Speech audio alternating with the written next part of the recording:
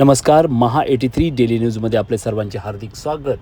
आज दिनांक 9 जुलै 2026 संपूर्ण महाराष्ट्रातील वाहतूक कोंडीत अडकलेला रस्ता म्हणजे शिळफाटा ते डोंबिवली. शिळफाटा ते डोंबिवली दरम्यानचा रस्ता, मेट्रोचे सुरू असलेले काम, रस्त्यावरील खड्डे, चुकीचे दुभाजक आणि बेशिस्त वाहन चालक यामुळे वर्षभर प्रचंड वाहतूक कोंडीचा सामना येथील नागरिक करत आहेत.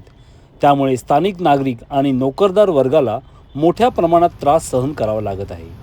शिळफाट्यावरील चुकीच्या दुभाजकामुळे अनेक वाहन चालकांना मुख्य रस्त्यावरूनच वळावे लागते. त्यामुळे नवी मुंबई, ठाणे आणि पनवेलकडून येणारी वाहतूक पूर्णपणे ठप्प झालेली दिसते.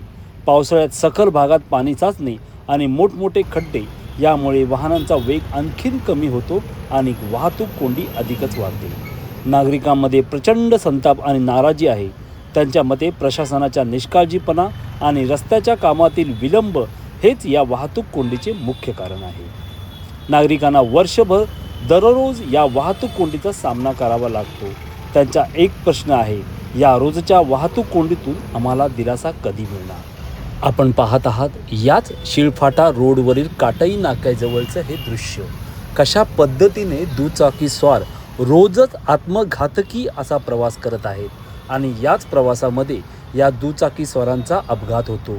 असा आहे महाराष्ट्रातील 12ही महिने ट्रॅफिक जाम असलेला हा शिळफाटा रोड.